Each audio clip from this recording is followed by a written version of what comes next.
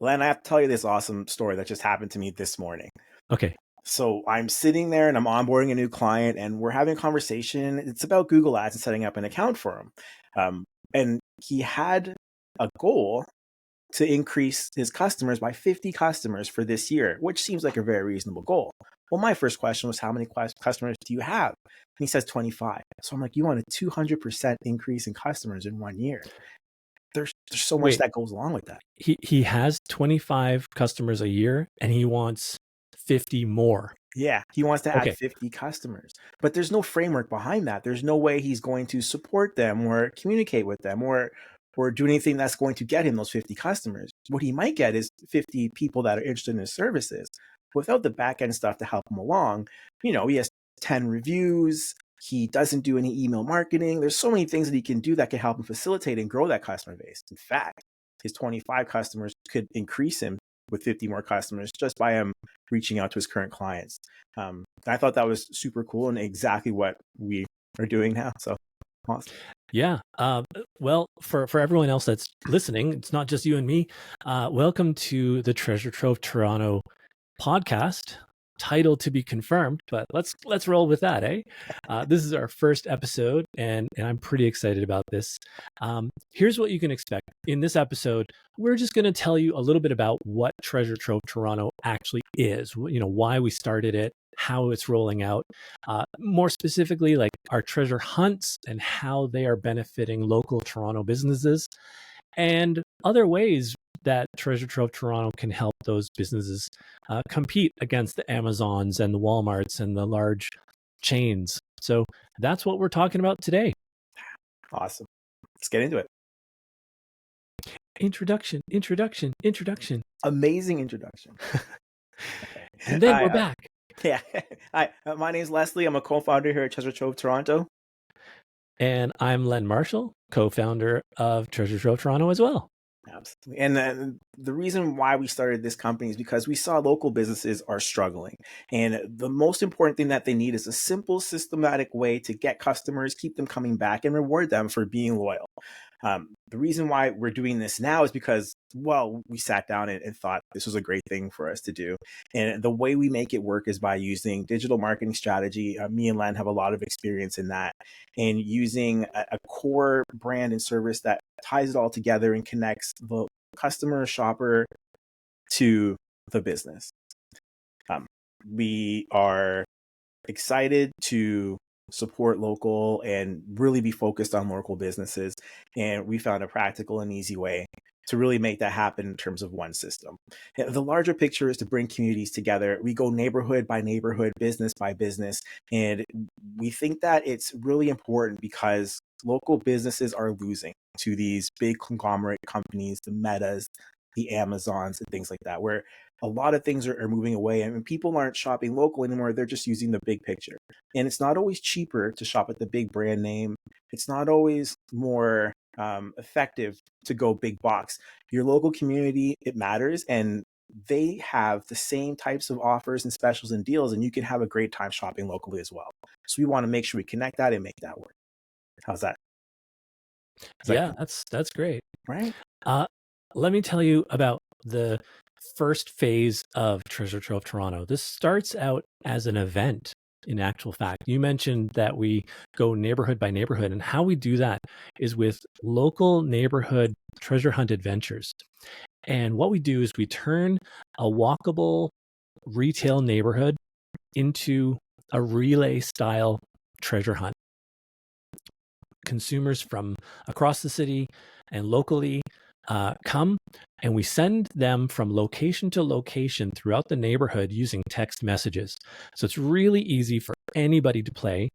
And as they're going from location to location, they're discovering these little independent, or maybe not so little, but independent businesses in the neighborhood, maybe places that they've always seen but have never stopped into.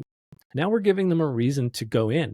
And as they're going in and finding these different businesses and services in the neighborhood, we're working with those business owners to create some sort of experience, something to activate and kickstart that business's own marketing efforts Maybe they already have an email list or something.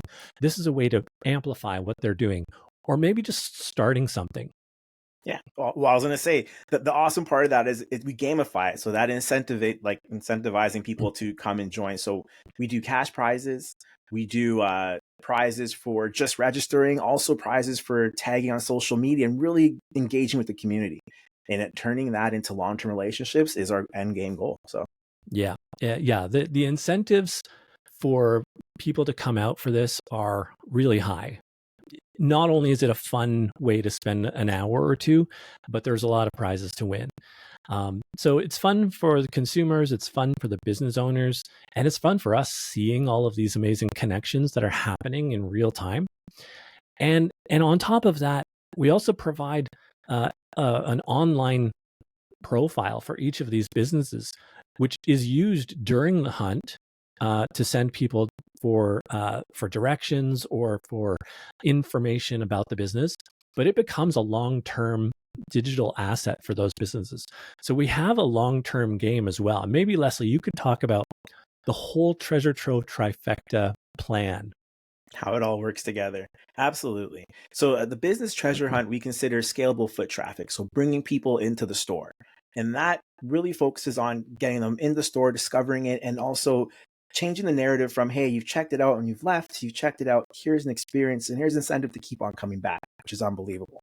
The dynamic online profile or the listings that you guys create are great for getting you visibility.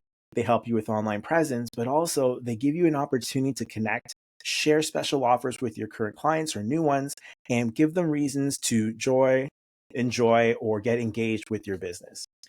The third step is D2C marketing, which obviously you want your consumers to know what's going on and what's happening. So we have a full mailing list that we allow our businesses to communicate with that are looking for local deals and specials and looking to shop local.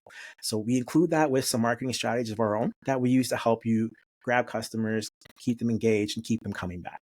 Well, we also work with businesses to create online and in-store marketing experiences. So if there's something you want to do, if you have a wish list, you can come to us and say, hey, how does this look? How do we create that?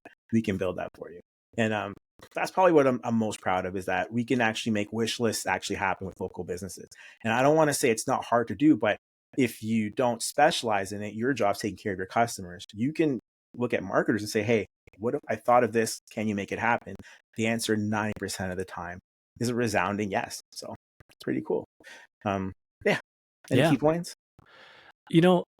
It's like you said, like I've got a friend named Vernon who runs a Jamaican restaurant in the Junction, and he's been in business at that location for 8 years now. And he's an amazing chef, but he's a terrible marketer, right? But he didn't become a restaurant owner to be a marketer. Yeah. And that's what a lot of the business owners that we're talking to are saying. It's the job you don't sign up for, but you have to do it, right? If You no have one to knows do you're it. there, do you exist? If a tree falls in the woods, does it make a sound? Exact same concept. And to be honest, you shouldn't be expected to wear that hat. There's an entire department for that. And if you can't afford your own department, we're here to help. Right. Exactly. So that's why we're here. And we're really excited. Some of the early results that we are seeing are beyond what I was expecting. So that's, well, you know what though, that and the vision when we thought of it was people are going to love shopping local. They're going to love community support in the neighborhood. And if we can marry all those things together, it's fantastic. And so we're looking forward to connecting neighborhoods and building relationships. So we invite you guys to follow and share with us.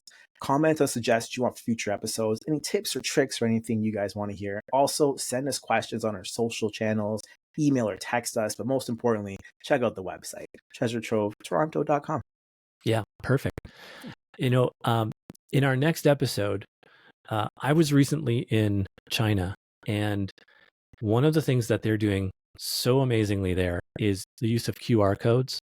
And so I recently ran a masterclass, online masterclass on QR codes. I would love to share in this podcast some of the most useful ways that local businesses could use QR codes. Does that sound okay? Can I do that, Leslie? Yeah, absolutely. And the most important thing, and I always say it, is like, we don't use QR codes right. Not yet. And we're getting there. But there's so many things you can do outside of just like scan to see the menu, right? Exactly. And the main takeaway is QR codes take you from the real world to the digital world. Exactly. But Yes. that's for the next episode. The next episode. So check you'll us out. have to Comment. tune in for that. Exactly. Reach out, connect with us. We are happy to hang out and talk to you guys about some stuff that's really cool in helping your business. And we will see you next time. We'll see you next time. Thanks for watching.